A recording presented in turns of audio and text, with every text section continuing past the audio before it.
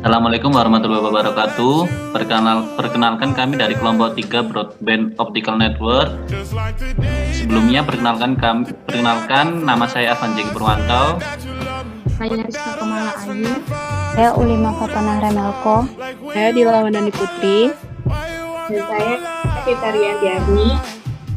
Di sini kami akan mempresentasikan presentasi kami yang berjudul Optical Switching dan Dispersion Compensation Fiber. Optical switching adalah suatu perangkat optik yang memiliki satu atau beberapa port transmisi yang dapat mengalihkan atau mengoperasikan sinyal optik secara logis dalam jalur transmisi optik atau jalur optik terintegrasi. Peranan optical switch dalam jaringan optik adalah untuk mengalihkan panjang gelombang atau cahaya daripada sirkuit satu ke yang lainnya. Optical switch biasanya beroperasi dengan cara yang pertama mekanis, yang kedua efek elektrooptik, dan yang ketiga efek magnetooptik. Contoh fiber optical switch 1x2 untuk 2 channel dapat dilihat dalam TPT, yang kemudian dalam sistem transmisi serat optik, optical switching digunakan untuk multi-monitor LAN, multisumber, detektor, dan konversi perlindungan Ethernet. Teknologi optical switch. Teknologi optical switch terdiri dari optomechanical switch, microelectromechanical system device, dan electro-optic switch. Di mana optomechanical switch menggunakan prisma, cermin, directional coupler, dan skalabilitas rendah. Sedangkan microelectromechanical system device menggunakan permukaan cermin kecil untuk mengarahkan ulang cahaya, 2D MEMS, 3D MEMS, movable mirror, skalabilitas, loss rendah, waktu switching yang singkat, konsumsi daya rendah, crosstalk rendah, efek polarisasi rendah. Sedangkan electro-optic switch menggunakan directional coupler, rasio couplingnya berubah-ubah sesuai dengan variasi indeks bias. Selanjutnya, kelebihan dan kekurangan pada teknologi optical switch. Kelebihan dan kekurangannya bisa dilihat dari waktu switching, insertion loss, PDL, dan scalability, di mana waktu switching optomechanical itu menggunakan milidetik, MEMS milidetik, dan electro-optic nanodetik. Sedangkan insertion loss optomechanical itu rendah, MEMS juga rendah, dan electro-optic tinggi. Dan untuk PDL-nya optomechanical switch itu juga rendah, MEMS rendah, sedangkan electro-optic itu tinggi. Dan untuk scalability, optomechanical switch buruk, MEMS baik, dan electro-optic buruk. Peranan optical switching dalam sistem jaringan serat optik. Di sini ada dua, yaitu sistem transmisi wavelength division multiplexing atau WDM, di mana optical switching dapat digunakan untuk adaptasi panjang gelombang, regenerasi, dan ekstraksi jam dalam multiplexing pembagian waktu optik. Yang kedua, sistem division multiplex, di mana switch optik dapat digunakan untuk demultiplexing dalam semua sistem switching optik, dan switch optik adalah komponen kunci dari optical cross connect dan merupakan perangkat penting untuk konversi panjang gelombang. Dispersion Compensation Fiber, yaitu komunikasi serat optik, merupakan metode transmisi pengiriman informasi dari satu tempat ke tempat lain dengan cara mengirimkan pulsa cahaya pada fiber optik. Komunikasi serat optik memiliki beberapa permasalahan, salah satunya dispersion compression fiber atau yang biasa kita sebut itu DCF.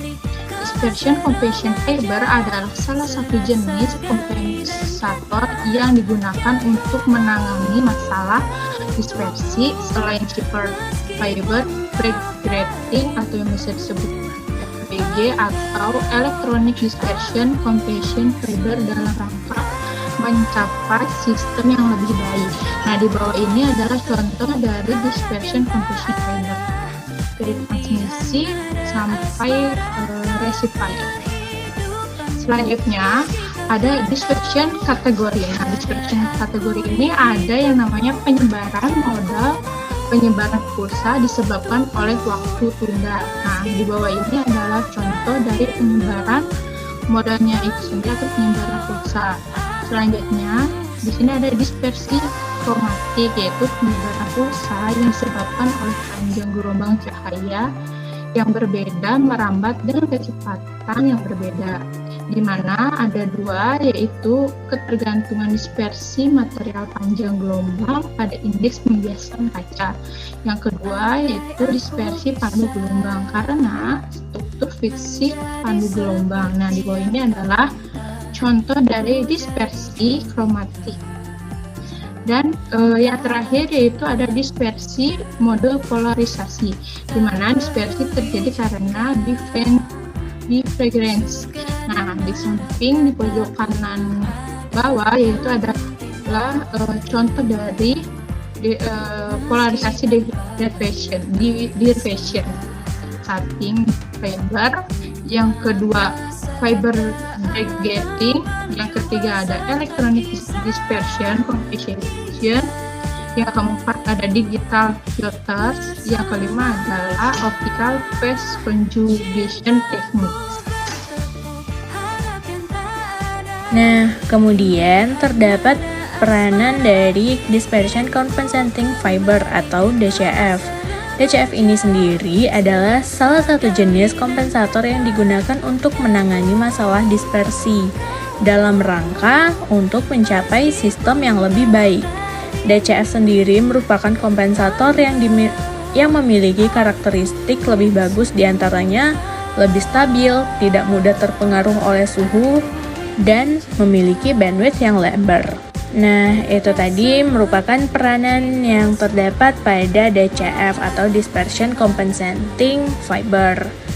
Kemudian akan dibahas teknik fiber break grating. Pada break grating ini terdapat hukum break atau Break's law dengan persamaan lambda per 2. Pada fiber break grating ini terjadi pemantulan cahaya balik pada serat optik yang memberikan efek yang disebut dengan photosensitivity atau fotosensitivitas. Fiber break grating atau FBG sendiri merupakan pertubasi berkala pada indeks refraksi di sepanjang serat optik. Nah, berikut merupakan bagian dari fiber break grating ini sendiri. Nah, setelah dari fiber break grating ini terdapat teknik selanjutnya yaitu electronic dispersion compensating. Nah, electronic dispersion compensating ini digunakan untuk chromatic dispersion compensating. Pada electronic dispersion compensating ini terdapat blok-blok pada diagramnya. Yang pertama itu blok pada konvensional transmitter, lalu dilanjutkan ke blok fiber link, kemudian dilanjutkan ke blok A, di mana blok A ini berisikan komponen optik yang menghasilkan dua sinyal, yaitu V1 dan V2. Kemudian pada blok B menghasilkan sinyal elektrik, yaitu VA dan VF. Dilanjutkan ke blok C yang terdapat osilator lokal yang dimodulasi untuk VA dan VF. Nah, kemudian dilanjutkan ke blok D, di mana blok D ini terdapat saluran dispersi transmisi. Selain memiliki saluran dispersi transmisi ini, blok D juga memiliki square line decoder. Digital filter.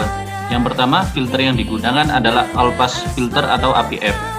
Yang kedua, APF itu digunakan untuk menyamakan fasa sinyal tanpa memberikan distorsi amplitudo. Yang ketiga, kinerja dapat ditingkatkan dengan menaikkan jumlah tahapan. Nah, berikut ini ada diagram pada penerima di jarak dalam 160 km.